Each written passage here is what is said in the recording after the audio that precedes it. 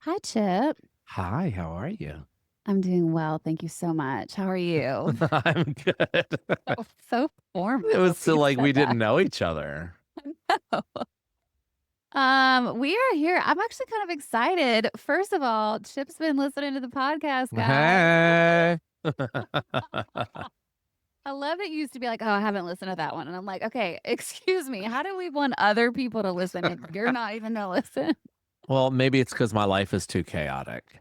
Oh, I see what you Ooh. did there. I Oh, like yeah. that. I You like that like a that? lot. Yeah, that was a really great transition. So, if Hmm. you guys listened to the podcast on Wednesday, I had Andrea Leigh Rogers on, and she wrote a book called Small Moves, Big Life. She's a trainer. She's a celebrity trainer. She opened Extend Bar. Like, she is just a badass, does all the things. But the book is about all the small things you can do to change your life, and it doesn't like it not having to be this big overwhelming grand gesture that we all I think believe is the thing that's going to just make the biggest difference in our life. Like And our that was 40-page New Year's resolution list. yeah, Yeah. exactly.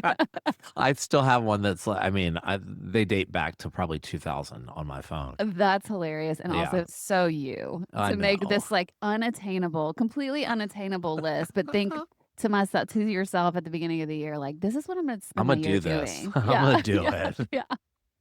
Yeah, I mean, I think it's always good to have goals. Obviously, we talk Yeah. about that, and I want to talk about the list thing a little bit too, but really wrapping your brain around having the patience to do small things and make the small little changes and letting it take the time to then become the big change in your life. Like, I want things right now, So it's like, I want to work out one time and look like I did when I was 25, but that's Yeah. not going to Who happen. doesn't?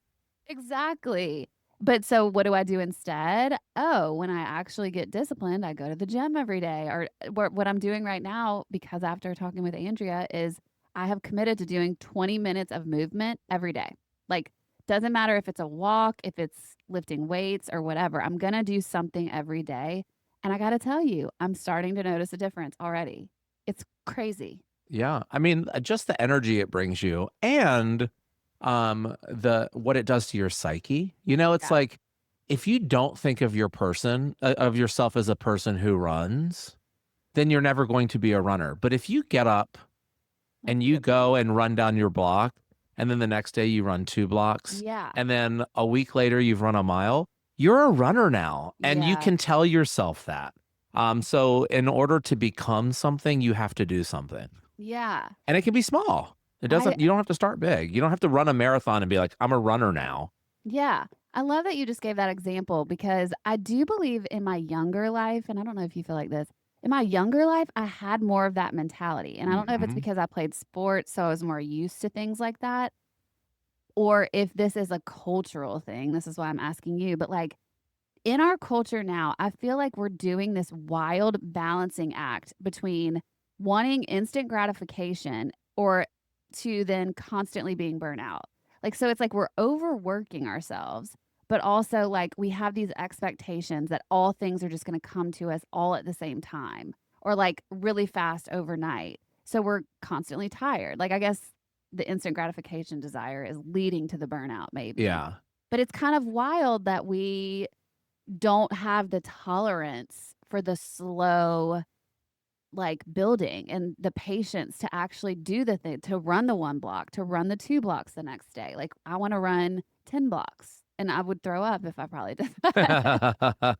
Well, That makes look, sense. I think that, life has changed a lot since we were kids and had that sort of makeup. Yeah, We now we're in this comparison game 24 hours a day because of the phones in our hands where we're so watching true. everyone else seemingly achieve everything they've ever set their mind to.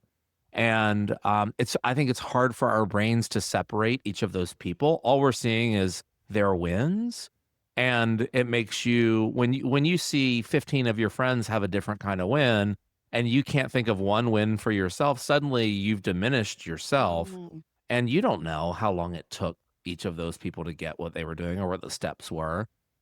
So I think it can be sort of like a really cruel trick that our mind is playing on us. Because I can also look back and be like, there was a day where I could not run down my block. I had Sure. signed up for the New York or the San Diego Marathon, and I couldn't. I was winded before I got to the end of my block, Oh my god. and 6 months later, I was running the marathon. And if you had asked me on day two if I was going to finish the marathon, the answer would have been fuck no. Like I'm Yeah. going to die. But yet I finished it. So it's about the building blocks and the Mm, small things. And, I had to change a lot in my life, but I also couldn't change it all in that in one day, moment. you know? Yeah. Yeah, you make a really great point though about the comparison because like when you were saying that, the first thing that popped in my brain is when I go to set, like I'm a freelancer, right? So if I'm not working, I'm not making money. And my job really does ebb and flow with seasons. Some seasons are really, really busy depending on like what artists have going on. And then if they release an album, like this year, a lot of my artists released albums. So like who knows what I'll have going on next year, Right. you know? Like Yeah. it kind of works that way. Does that mean I'm terrible at my job and blah, blah? No. But there's this weird pressure that comes with being busy versus being slow in my world. Like when I get to set, the first thing most people ask is, "How are you? Have you been busy?" And what if you just need to say no? Like, Yeah. no, No, actually, no, I no, girl, I've been haven't. gardening. Yeah, I've been grilling and I gardening. mean, the truth is they would be jealous. See, but nobody acts like I that. Our know. energy towards each other is, "Are you busy?" And if you're busy, that means, "Oh, great, things must be great." It's peacocking though, like Oh, okay. I do think that it's like people want to think that they're busier than everybody else. It's that they're doing more. So I don't know, it's a cruel mind fuck. It really Yeah, it's a is. weird tie that we put to being busy and success. Yeah. Like, that's kind of what I was taking away from Andrea too in some weird ways. Like, she's giving all these little tips of what I would say earlier, like it's how to work smarter, not harder all the time, which wasn't what she said, but there's some things that I took into my brain to kind of mean that. Like if I don't have time to go to a full workout class, I can still maximize the time I do have and do squats while I'm warming up something in the microwave. Like she said, that was a tip. But I don't have to like overextend myself to try to get to that hour-long workout class. Like you know what I mean? Like, it is Yeah. about really trying to find that balance and the things that work for you. And then I think really having a relationship with yourself about what expectations you put on your day and like what actually makes you happy. What do you need for you? Like, specifically you, not what anyone else is telling you you need, but like, what do you need for you? Well, I mean, you're also going to stick with something that makes you happy, that you enjoy doing, Yeah. And look, that could literally be doing nothing. Like Mhm. if what is most important in your life is quieting your mind right now and it's not getting in shape or whatever, getting super healthy, if quieting your mind and pulling back is what you need to do, then do that. Yeah. If you're doing things because other people are doing it, it might not be the solution that you're looking for. Um, I have a million things on the list that I would like to do. But when you look at someone, when you take Andrea, for example, Mhm. and she's a multi hyphenate, like she teaches workout classes, she owns a franchise gym, she's written a book, she's a mother of two. She said that she moved to New York City after a divorce with two children and moved from a big, pretty house to a Mhm. tiny 2 bedroom apartment and didn't know anybody. Right. Um, I would say, I would argue that if someone can figure out how to make that situation work and grow it into what she's grown it into, and I didn't have the pleasure of interviewing her, so I don't know her, but she sounds like a lovely, happy human, She well-balanced totally human was. being. Yeah. Um, I think she's got some tricks up her sleeve that we should all pay attention to. And we might not do them the exact way that she's doing it, but it's so we can hear what she's saying. I Mhm. mean, like for myself, this isn't a workout thing, but if I'm on a conference call, I'll fold laundry or do dishes Yeah, because I need to get that shit done. totally. And otherwise, I'm telling myself I'm too busy to do it. when I'm doing other work things, and then my environment is chaotic. Which then makes you stressed, more stressed. Right. Those are the kind of things she's talking about. You're already doing some of the tips that she was giving because you had to do the conference call, right? But you would just be sitting there. And like that is one of the benefits of this work at home thing that we have now after COVID, that you can be doing other things. It's not like you're not paying attention to the conference call or doing the conference call. You're Right. just mindlessly folding stuff.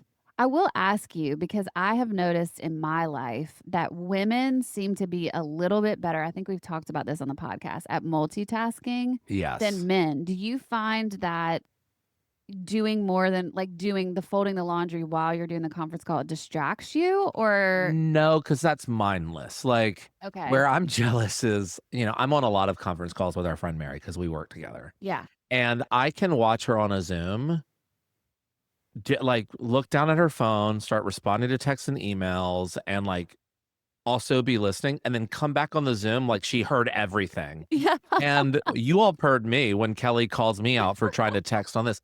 If it involves reading and listening at the same You time, can't do it. I'm out. Like, Yeah. I can't, my brain does not work that way. And I find that women's brains work that way better. I And I agree. think it's like there must be something um maternal I about was it, just gonna say because it's that. like you have mothers historically had to like be able to do whatever they were doing, but Yeah. also like hear the kids a mile away, Well, and the and like kids are know that the asking kids were safe. questions nonstop. So you Right. have to keep doing what you're doing and answer the question of mommy, mommy, mommy, mommy. Yeah. It's Yeah. like I do totally agree with you that women maybe needed that skill set a little more than men. And so in our wiring, it's just naturally Yeah, happens. because I can't do it, but if it comes to, like, just I call it, like, a factory task where you don't Uh-huh. have to think about folding laundry, like, I'm not thinking about it, or Right. doing dishes, or, even I'll walk around my house dusting because I'll be on the phone and I'll see some dust and I'm like, "Oh, time to dust." I wish And that I was on a conference call with oh you my and you're just god, with my little dusting. duster. Who But does it's you true, like, dust? I and don't even dust anymore. oh my well, I have 2 dogs that live in my house. My back Oh, door is right, open right, a lot, so right. I have to dust. Yeah. But yeah, it's like I do those things that seem like these massive tasks that I don't wanna waste my Saturday on. And, maybe I should switch some of those to, like, doing squats or lunges or something like that, or take a conference call while walking. That I do. Like, I Yeah. will do calls when I'm walking all the time. The only problem is if you get out of breath 'cause Right. so sometimes I have to stop when I need to reply. The other thing that was pinging to me when we were talking about the dust thing is the reason I don't dust is because I have someone who comes and helps me do those kind of things, Right. which I do totally get as a luxury, but it is the thing that I have committed to making sure that I can afford to do. It's very important to me Yeah. because I just know it wouldn't get done because I'll start getting busy and that's like just like you're saying, it would the pile of clothes would just sit there or whatever. So there are different things that I have decided to resource out. And I actually think Andrea would approve of that. Like that would be a part of these small moves, big I think life kind of so. thing. Because if you can delegate certain things in your life that you just know will be the thing that bogs you down, um, yeah, I think that can help. I wanted to ask you about because I know you're a big list guy. Do you Mhm. find lists to be helpful to you, or do you find that they produce shame because you make a list that's completely unattainable, but then when you don't get it done, you feel bad about yourself? I think my answer is yes and no. Okay. I feel like I have to make lists because I have so much coming at me all the Yeah. time that if I don't write something down, I'm definitely not gonna get it done. Um, that said, I definitely add things to my list that are not very important, that, Like like, what? just keep getting pushed down. Oh, okay. And then the shame comes because I'll look and I'll date my list sometimes where I'm like, "Oh Mm. my god, this is from February," you Yeah. know?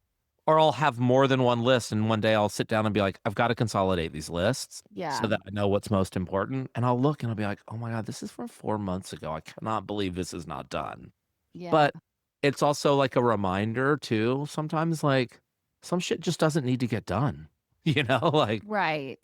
Well, I've had that it's conversation where you have to figure out what really, like, there's all these things we want to get done all the time, but really figuring out what needs to be prioritized and actually get done in that day is, like, very important as a successful human to be able to do, and then to let go and know, like, "Okay, that'll still be there tomorrow, but that's okay." Like, I it's Yes. okay if that's there tomorrow. One of the things Andrea did say to me, though, was about when you have the list and then you don't get it done and you're, like, almost procrastinating some of the things, which I don't think is what you were just describing, but let's say that you were. Like, it's on the list, it's weighing on you. This is something I do with invoicing, for instance, like, Yes. or paperwork.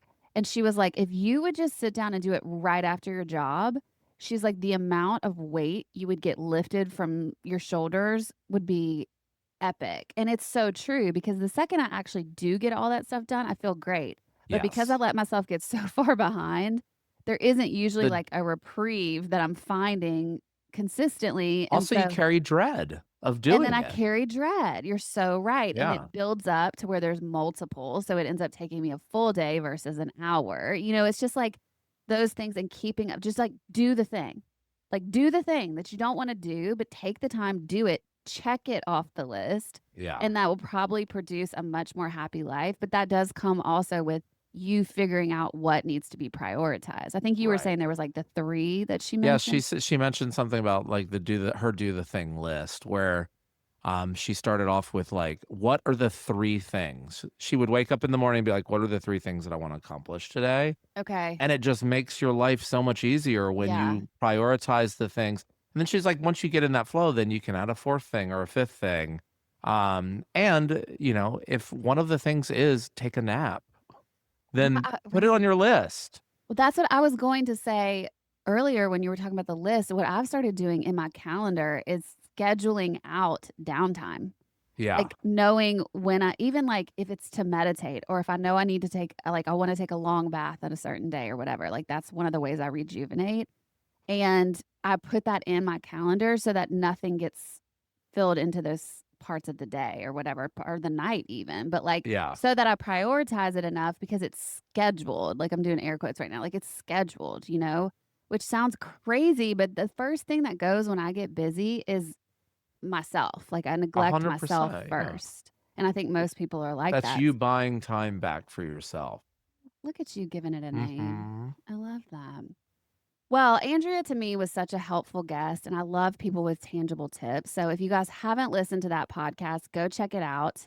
I will also put her book, Small Moves, Big Life, in the description of this podcast. Again, it's full of tips. She has quick and easy workouts you guys can do as well. So I just find her to be, like you said, she has so many things on her list, and the fact that she's able to get the stuff done, she has something figured out. So Right. go check her out, and, you guys can always email us what your thoughts are on that at theedge@velvetsedge.com. You can hit me up on Instagram. I'm at Velvet's Edge. Chip. I'm at Chip Dorsch. It's ChipDorsch. And as you guys go into the weekend and you're living on the edge, I hope you always remember to Act casual. bye. Bye.